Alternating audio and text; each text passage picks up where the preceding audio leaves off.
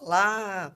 Gente, é sempre um prazer estar aqui, mas ainda é conversar com vocês através do podcast. Sabe por quê? Porque aqui nós estamos sempre trazendo uma mensagem muito importante, né, Ana? Mas a principal mensagem é que Deus pode tudo. Isso a gente já tem certeza. Agora a gente quer saber se você tem. E se você não tiver, vem assistir os podcasts que você vai colocar isso no seu coração, com certeza, depois que você ouvir as histórias daqui. É muita mãe testemunhando isso, né? E hoje, em especial, nós estamos aqui com a Jussara, não é isso, Jussara? Seja bem-vinda. Muito obrigada, muito obrigada. Ô, Ju, é importante nesse primeiro momento o pessoal conhecer quem é a Jussara, né? Tanto na vida pessoal quanto no movimento. Bom, eu sou Jussara, casada, tenho uma filha de 21 anos. Casei aos 17 anos, logo engravidei. Moro aqui na Serra, na Grande Vitória, há quase 19 anos. E desde 2009 eu tive um encontro pessoal com Deus, numa missa dominical, inesquecível. Então, eu falo que a minha virada de chave foi exatamente nesse momento para ser cristã. Eu sou de uma família católica, mas não praticante. Então, eu não tive uma infância na igreja católica. Isso começou depois, exatamente nessa virada de chave, nesse encontro pessoal. E aí, quanto tempo de casada que você falou? Eu vou para 23 anos de casada. 23 anos. Sua menina faz medicina, não é isso? Faz medicina. Também é blogueira, não é? É onde ela tira a timidez. Tem Que sido legal. positivo para ela. Tem sido positivo. E eu vejo você lá dando a maior força para ela. Ô, Ju, como o nosso podcast é Deus Pode Tudo, a gente procura ver se houve um momento desse na sua vida onde você precisou de enxergar que algo maior existia e que esse algo maior é capaz de tudo. Por isso, Deus pode tudo na sua vida. Sim, o ano passado foi um ano muito importante para mim, que foi o ano da penitência dentro do movimento. E foi meus momentos assim onde eu senti exatamente a presença de Deus. E ele, naquela circunstância, dentro da realidade que a minha família estava vivendo, a nossa filha ela foi diagnosticada com ansiedade em 2019. E o ano passado foi um ano de muita crise, de pânico, de ansiedade. Então, eu consegui vivenciar que Deus podia tudo. E tanto pôde que ela recebeu parcialmente uma alta, né, do médico. Não está mais tomando a medicação, fazendo acompanhamento, mas Deus agiu na nossa vida, sim, sendo uma mãe penitente. Eu vivi de verdade o ano da penitência em todos os sentidos. Em todos os sentidos. Porque aí você podia oferecer todo aquele momento. Porque o ano da penitência nos ensina isso, né? Oferecer as dificuldades. E foi antes da pandemia, né? Antes da pandemia. Ela terminou o 3º ano do ensino médio, em 2019, e ela não foi aprovada no vestibular. Sendo o pai... professor de cursinho, né?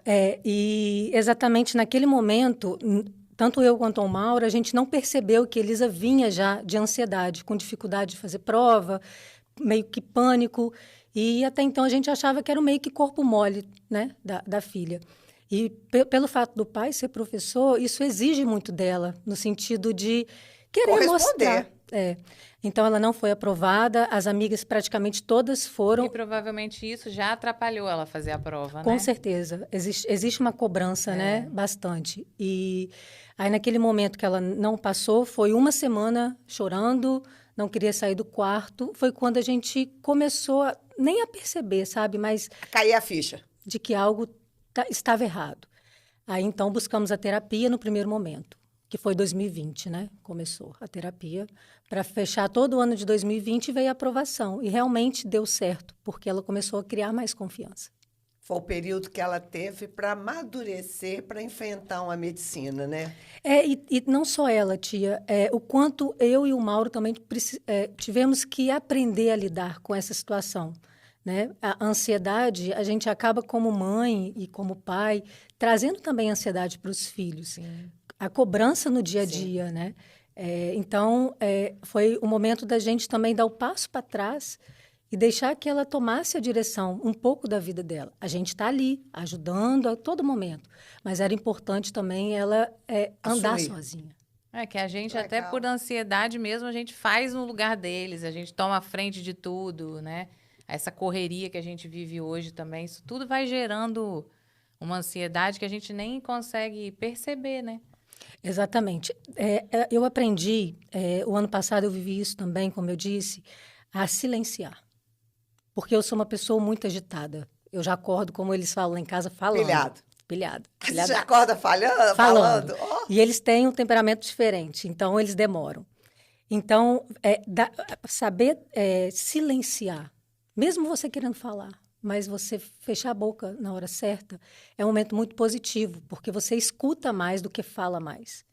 Então, nesse momento que a gente aprendeu primeiro a lidar com a ansiedade da Elisa, de certa forma, nós também nos moldamos a poder silenciar e acreditar, encorajar.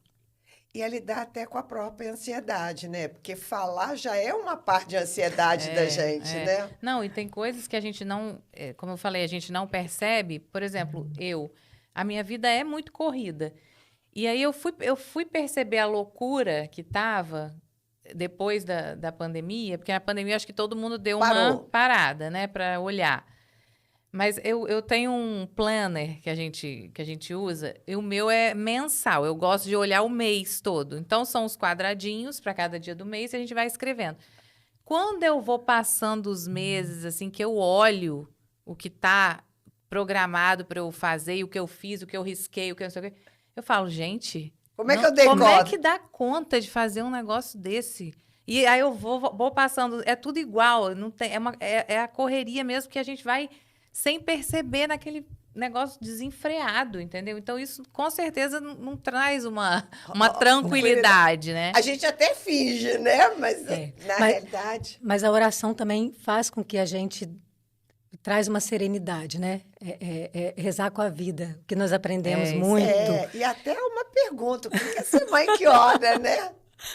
Bom, eu vou resumir numa palavra, que ela é pequena, mas ela tem muito significado. Para mim é amor. É o amor, em sentir o amor de Deus e levar o amor de Deus a tantas outras pessoas. Oração é amor. Exatamente. Então, é o amor quando nós nos colocamos à disposição em servir a Deus, quando rezamos para outras pessoas sem conhecer os filhos e a gente se move para aquele momento. É o amor de um abraço, é o amor de um acolhimento, é um amor pela Igreja Católica. Então, para mim, ser mãe que ora é sentir amada e levar ao amor. Eu acho bonito nos testemunhos, né, que a gente percebe que mãe que ora sempre fala do amor à igreja. Já prestou atenção?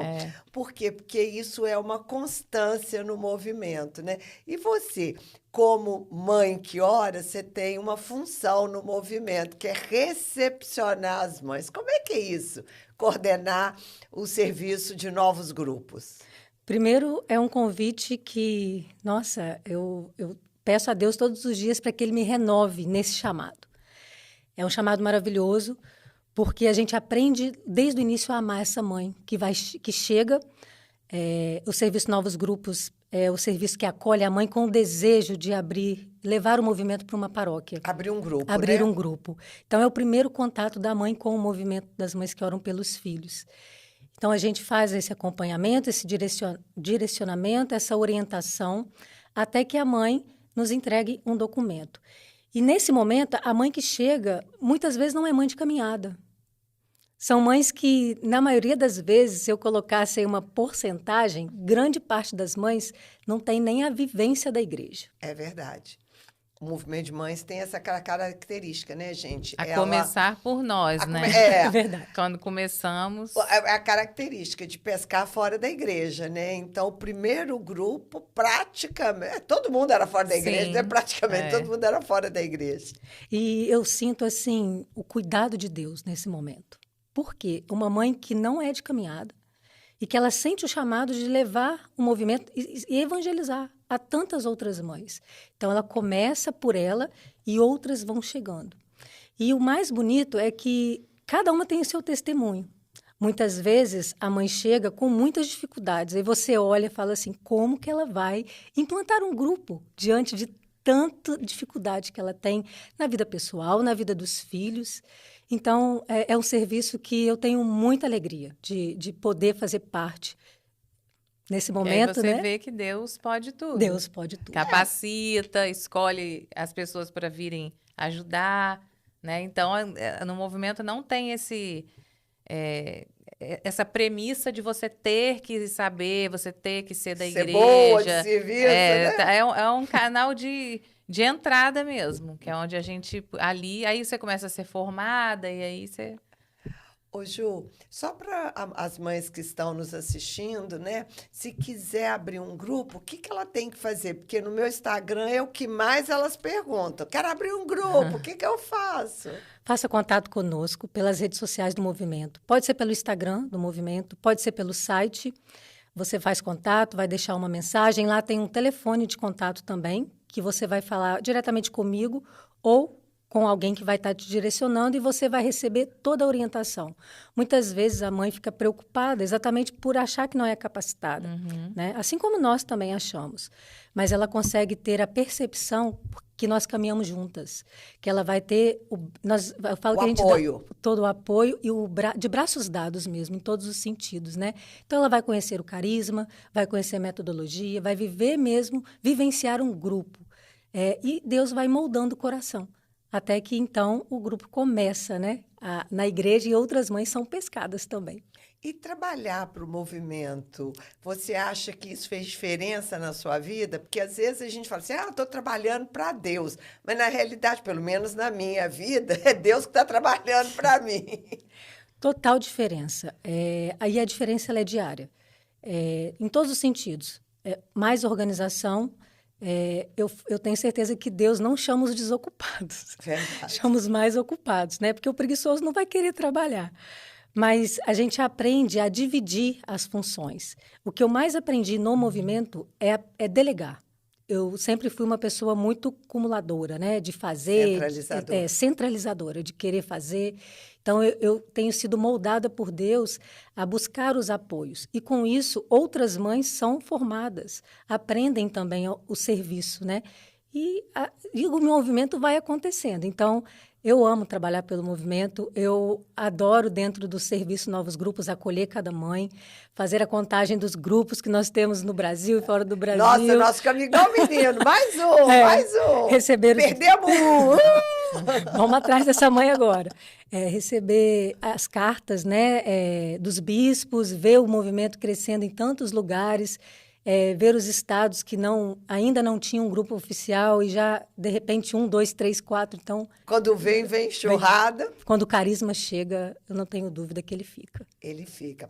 Ô, Ju, nós perguntamos aqui para as mães também, qual é a passagem bíblica que gosta? Pode ser mais de uma, né? Mas quais, uma né? Que te marcou, que te acompanha. Me marca muito o filho pródigo. Porque, por um tempo, eu fui uma filha pródiga, né? Ai, que lindo. Dentro da vida de igreja, eu me refiro, né? Então, me marca muito poder voltar ao colo do pai. E quantas vezes a gente tem que voltar ao colo? A gente é sempre filho pródigo, exatamente, né? Exatamente. Eu, às vezes, eu me acho sempre o irmão mais velho, porque fica bravo. Com inveja. Que isso, gente? Eu não fez nada até agora, tem uma festa pra ele, eu tô aqui ralando, não sei o quê, não tem nada pra mim. Eu acho que a gente tem muito esse sentimento. Muito, assim, do filho que ficou, que é fiel, que, né, que deu assistência e tudo.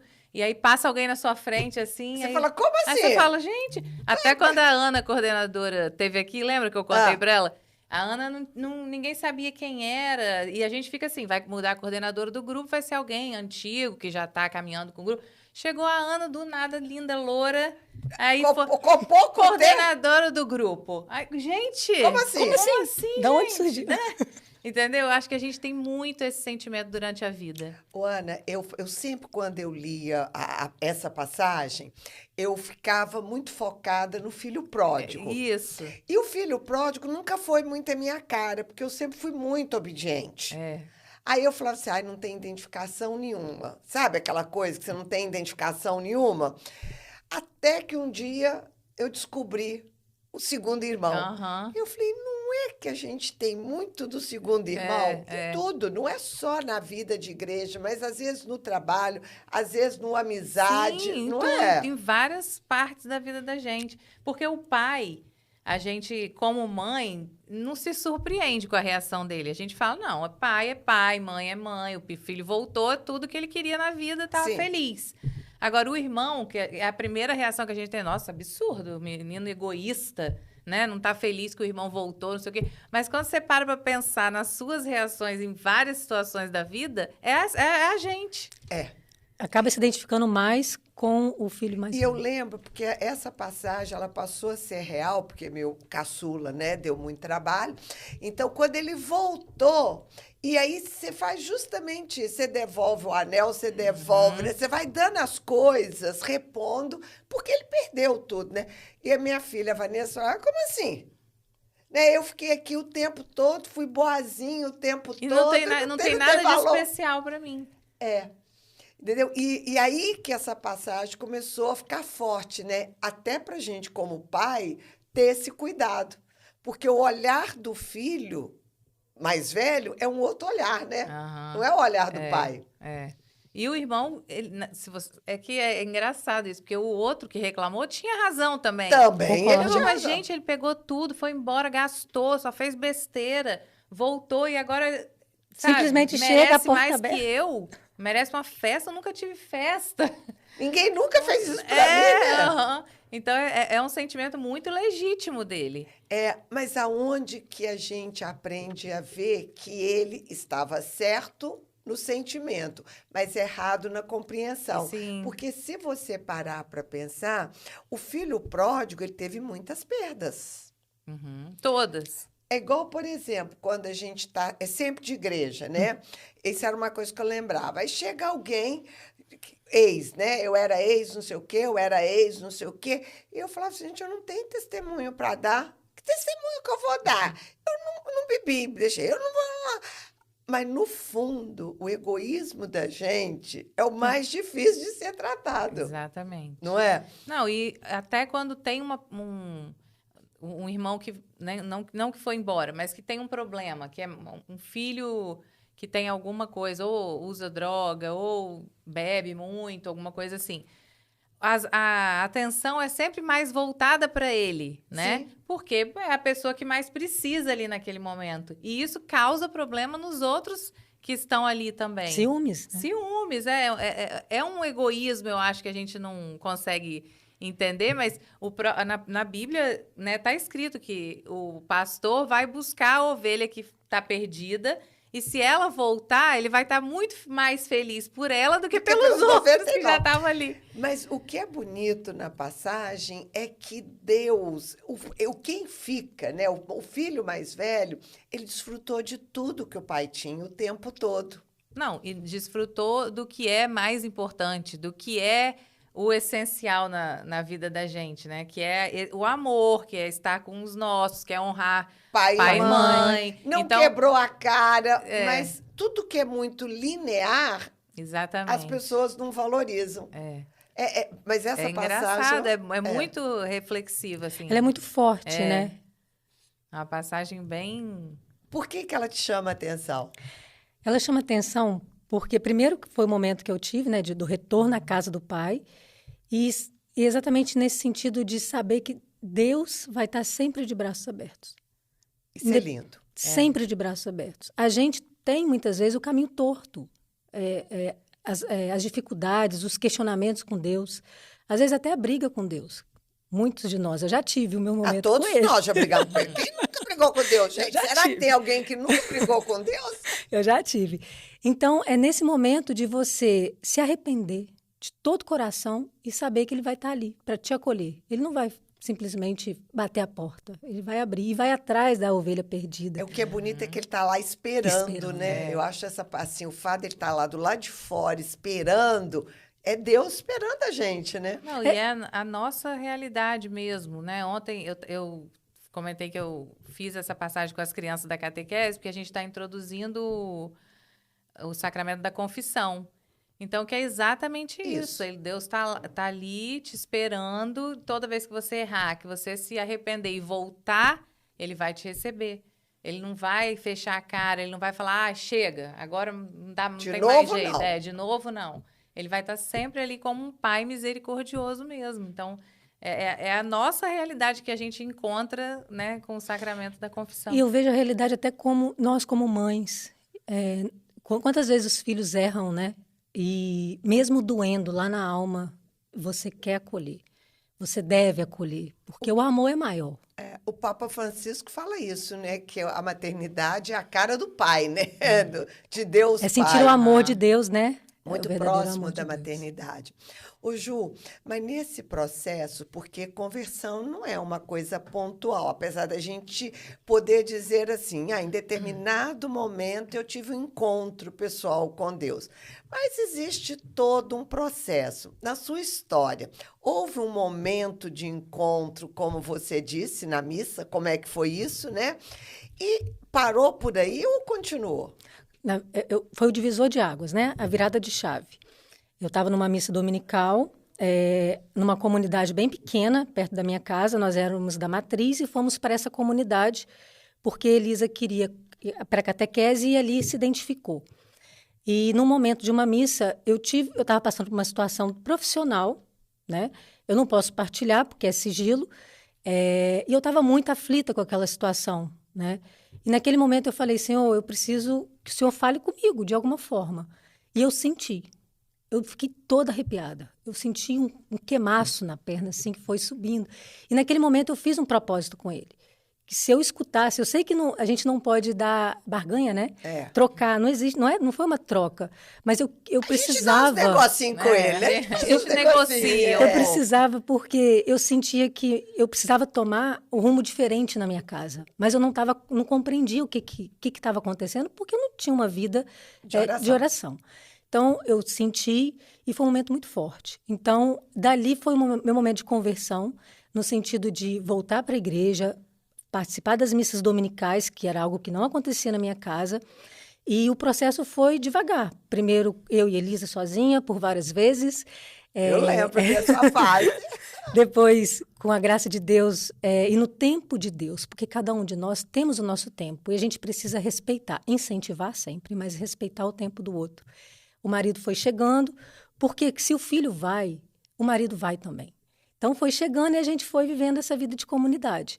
E aí, Elisa começou, então, né, a servir logo na igreja, coroinha, e tudo foi acontecendo. Ela foi um grande pilar para vocês nessa volta, né? Foi o próprio Cristo, eu falo, no sentido da minha família viver uma vida cristã, né? Então, ela foi a pessoa que Deus tocou primeiro. E por ela veio a conversão, né? Primeiro nela, ainda muito criança, mas você sente Deus. Depois em mim, e as coisas foram acontecendo. Então, desde então, eu nunca mais deixei a igreja, em todos os sentidos, assim. Nunca parei de servir, essa é a palavra. E a ansiedade, né? Toda a crise que ela teve, foi momento de mais oração na sua vida? Muita oração. Tá vendo? A pipilar de novo, olha. E uma das crises que ela teve foi o ano passado, antes da nossa excursão para Canção Nova. No domingo antes da excursão.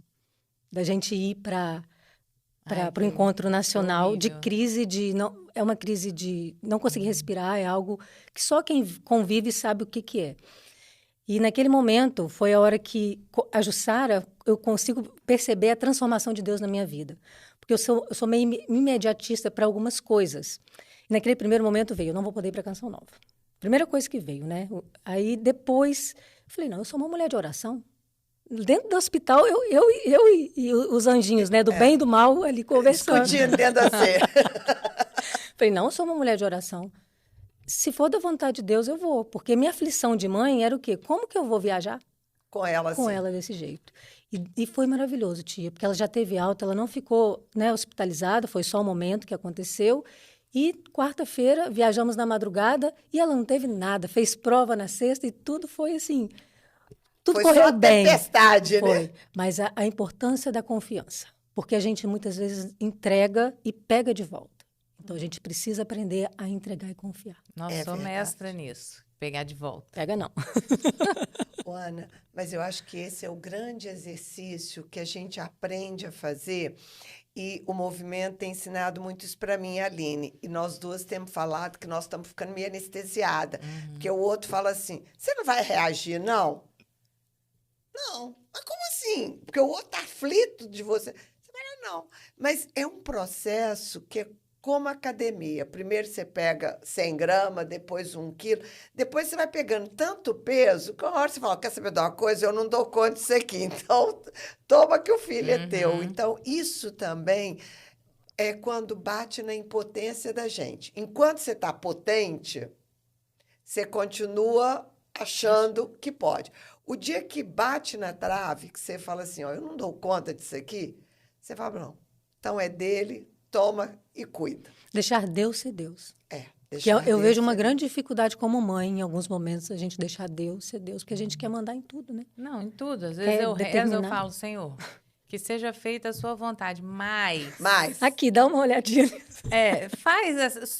Só isso tá bom. Faz desse jeitinho assim, ó. Que aí pra mim eu vou ficar ótima, já tô tranquila e tal. E, gente, eu outro dia tava comentando isso com as minhas amigas. Parece que todas as vezes que eu peço um negócio específico pra Deus, que eu fico, aí eu começo a rezar, aí eu fico com aquilo ali, né? dando a direção Dando a pra Dando a direção. ele. direção. Parece que ele faz o contrário do que eu tô pedindo. Justamente. É tipo pra me falar, minha Quem manda sou filha, eu. já não é a primeira vez, você não entendeu ainda que não é você, sou eu. E toda vez eu peço, Senhor, ó, o mais clássico de todos, que foi agora há pouco tempo, nossa viagem para Terra Santa.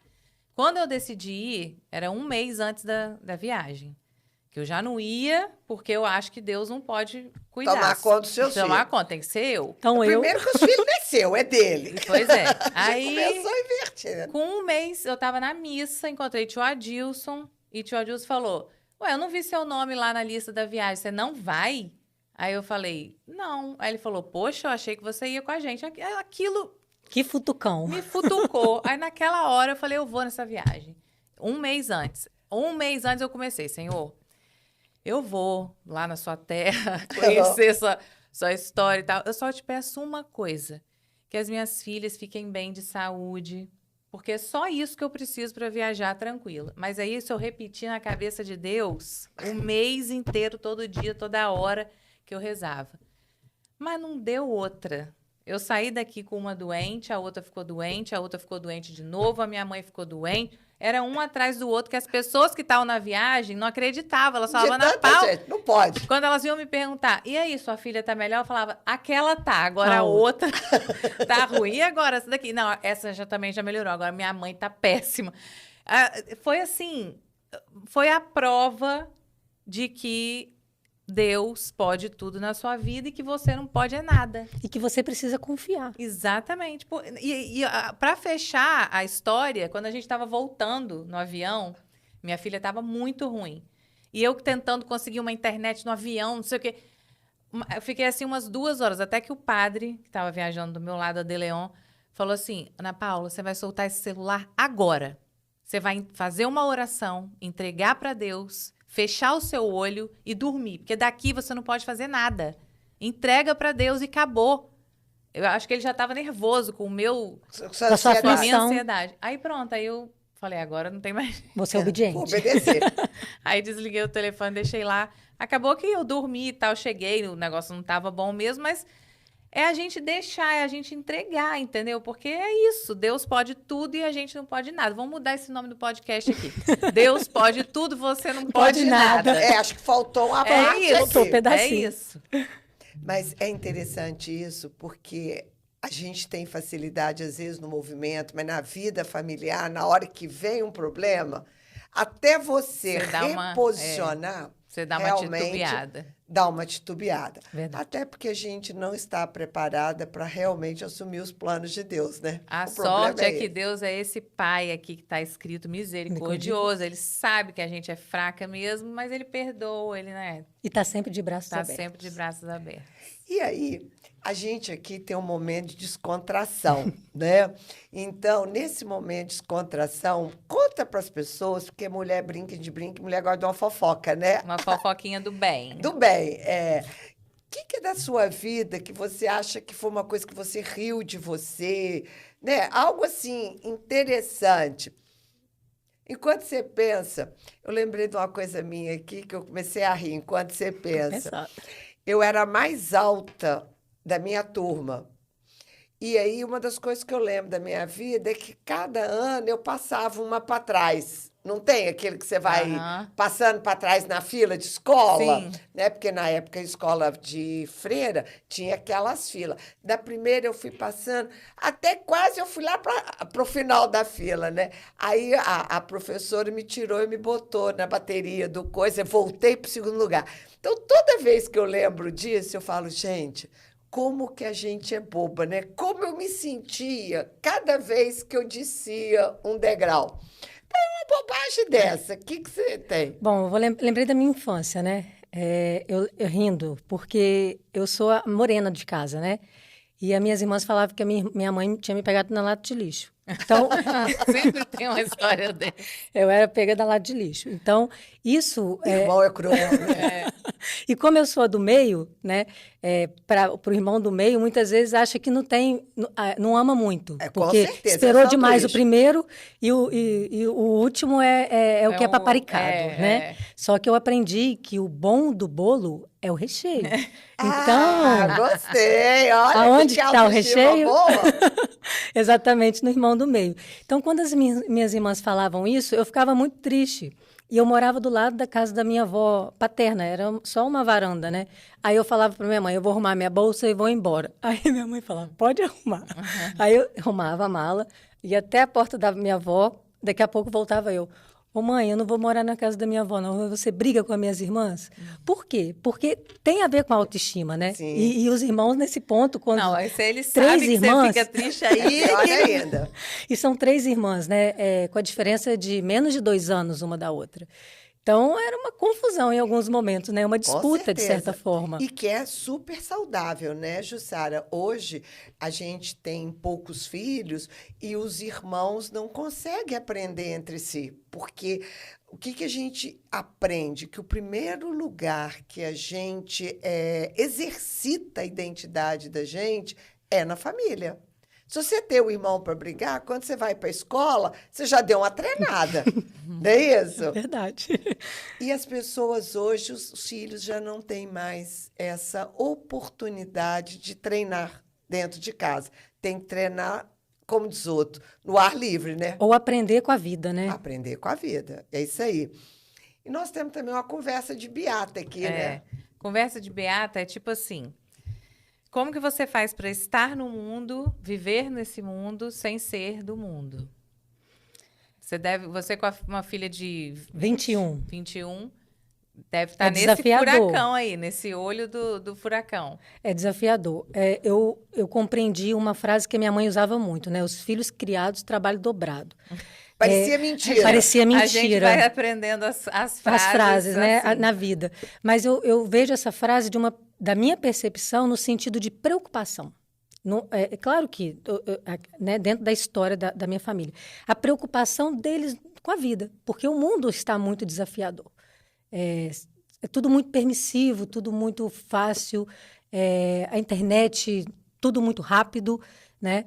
Então, é diferente a nossa criação, a minha criação, Total. com a criação dos nossos filhos. Mas nós queremos o melhor para eles, né? Então, eu vejo esse desafio, mas eu percebo o quanto é bom sair do mundo, não deixar o mundo Entrar engolir dentro da gente. e dentro da sua casa. Mas você se sente um ET?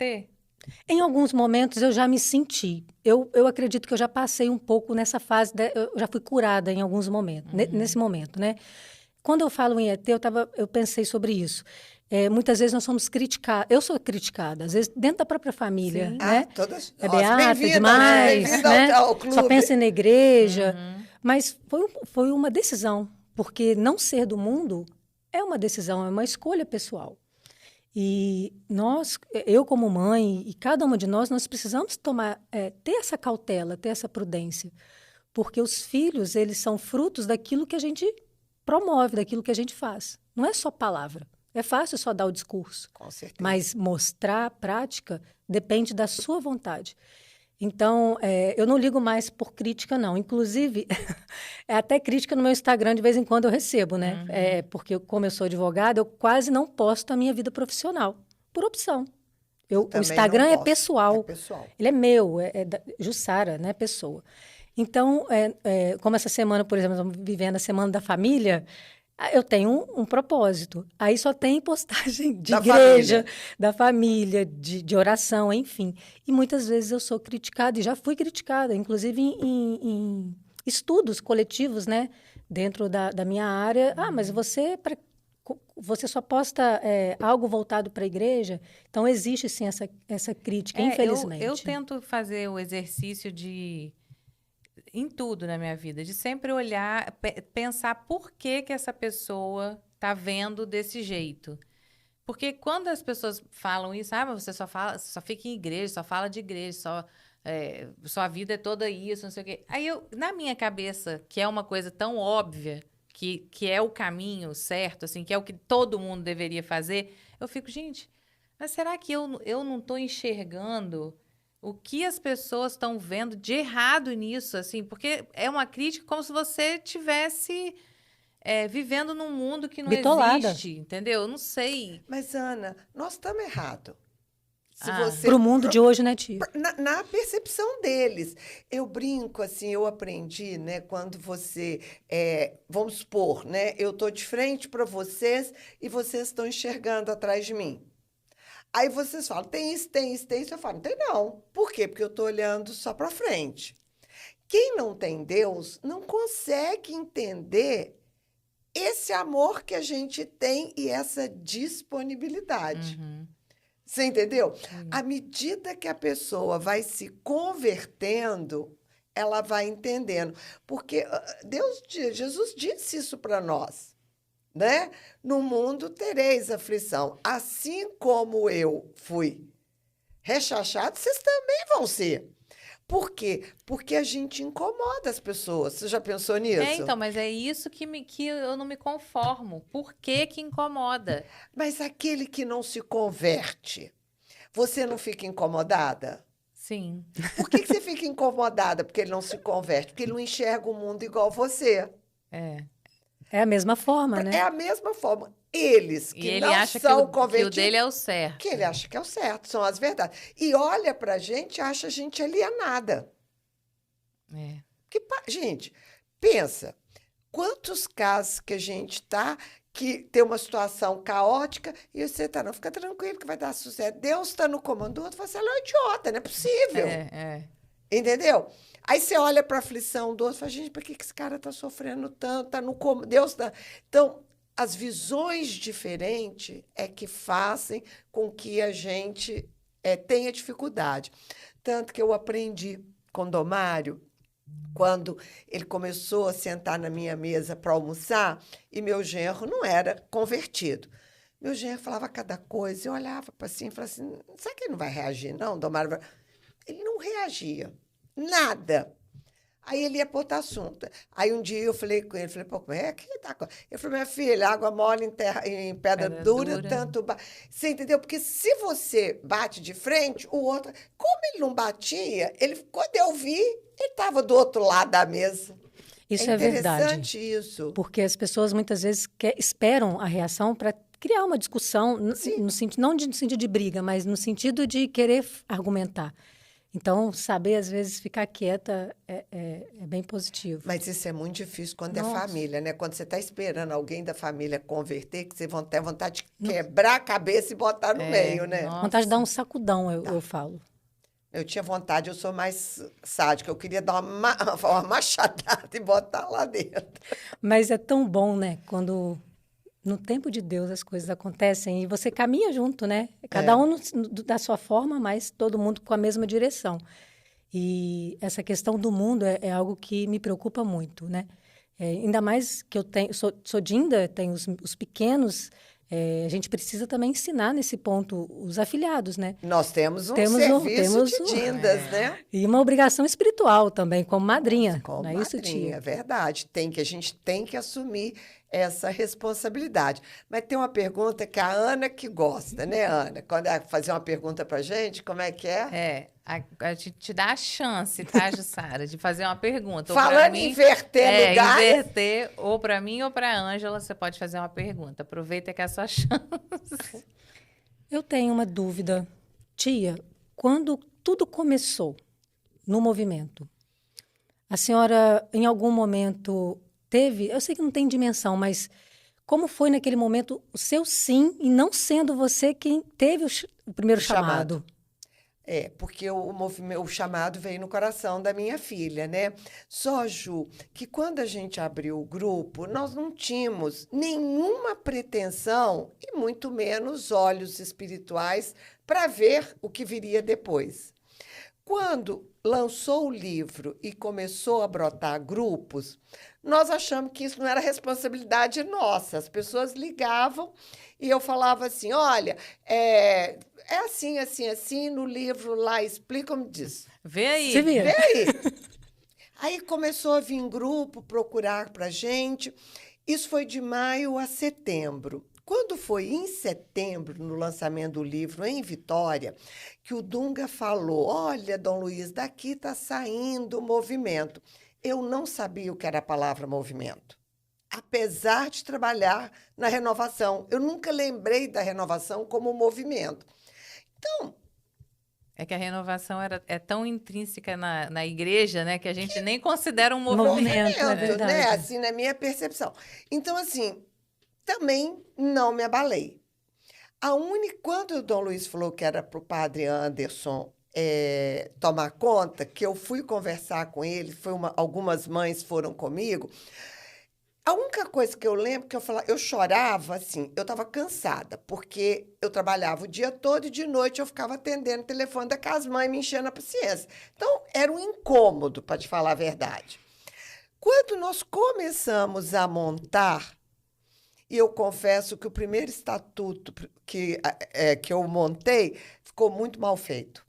Porque eu não sei acontecer, e eu acostumado a fazer isso em empresa, né? Mas eu falava assim, essa coisinha aqui. Mas não tinha muita noção também, não tinha essa... Eu achava que era muito pouco. Aí o padre antes falou comigo, não, mas isso aqui está muito mal feito.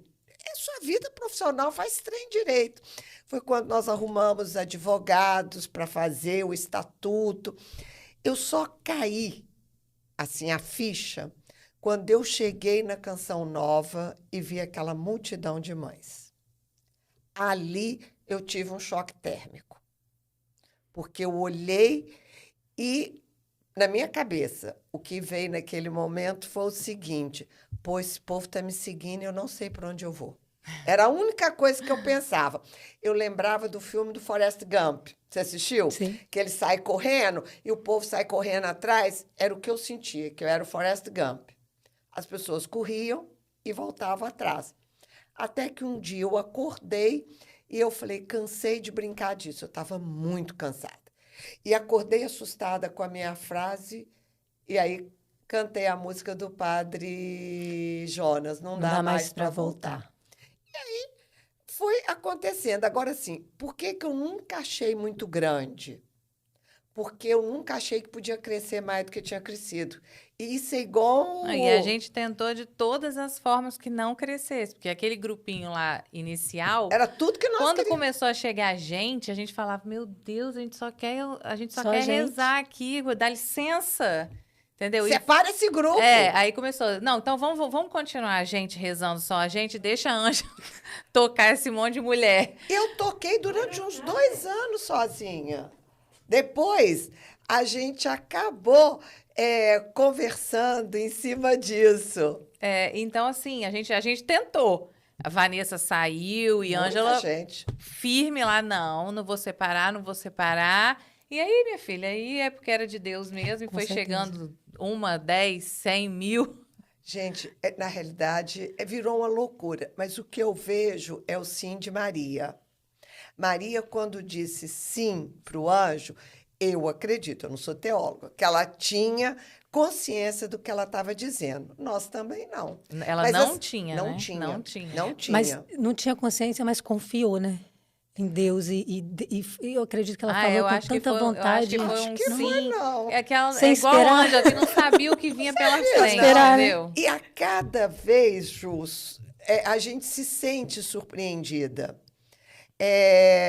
Eu olho para o movimento hoje e eu falo, é de Deus, porque nenhum ser humano conseguiria fazer isso. E a mesma coisa José, gente. Eu sou tão devota de São José porque, para mim, o sim dele também... É maior do que o dela. Eu também. Porque ela encontrou o anjo, O que né? ela estava ali no concreto. Ele teve que acreditar em Deus e nela. E no nela. anjo. E no anjo. Entendeu? O sim dele para mim, São José para mim é muito maravilhosa a história dele. Sagrada Família, né? Maravilhoso. Mas, Ju, na realidade, até hoje, nós não sabemos aonde isso vai dar. Eu A acredito verdade é isso. que muita gente ainda tem. Nós precisamos alcançar muita gente, muita gente. A partilha que a Ana fez sobre a coordenadora, né, do grupo fundador, a Ana, nós também tivemos isso no nosso grupo. Pessoas que não conheciam tanto o movimento e que assumiu uma coordenação. E você vê Deus transformando a vida daquelas pessoas com sim. Então, é exatamente isso. Ele quer que a gente leve ainda mais o movimento, pesque essas mães que não são evangelizadas e esse ano ainda mais o convite de buscar aquelas que se perdeu ou que não participa ou que por alguma situação deixou de ir ao grupo, né? Verdade. E agora nós vamos pegar a palavra, né? Escolhida por você, né? Que é Lucas 15, no versículo 11. E eu gostaria de rezar em cima da partilha da Ana Paula. Senhor, nós queremos te pedir mesmo que nos ajude a curar o sentimento do irmão mais velho. Quantas vezes, Senhor, a gente não se alegra com o outro, com a volta do outro. Quantas vezes na igreja a gente julga alguém que chegou. Nossa, fulano, beltrano. E nós queremos pedir mesmo, Senhor, esta graça. Mas também, Senhor, queremos pedir a graça do filho mais novo, quando a palavra diz, então caiu em si e disse, quantos empregados do meu pai têm fome com fartura e eu aqui morrendo de fome? Senhor, nós não queremos morrer de fome, sabendo que, como pai, o Senhor tem uma mesa tão farta. Ajuda-nos, Senhor, a chegar cada vez mais perto desse abraço misericordioso. Mas também, Senhor, queremos pedir, dai-nos braços misericordiosos, que nós possamos espelhar esse Pai misericordioso para as pessoas que querem voltar, que muitas vezes ainda não conhecem a tua face, mas através de uma de nós possa enxergar todo esse amor misericordioso. Obrigado, Senhor, por essa partilha. Ju, obrigado por essa partilha. Está aqui uma lembrancinha para você. Agora eu fiquei mais perto aqui, ficou mais fácil. Eu que agradeço, foi ótimo. Tá bom? Obrigada a você que está nos assistindo. Obrigada. E tem sempre a recomendação da Ana. Que é curtir, compartilhar e ativar o sininho. Porque eu já fico esperando a próxima história que a gente vai ouvir aqui. Vocês também têm certeza que sim. Vamos proclamar? Deus pode tudo, tudo, tudo. Deus pode tudo, tudo, tudo. Deus pode tudo, tudo, tudo. Queremos te agradecer novamente e mandar um grande abraço. Até a próxima. Até a próxima.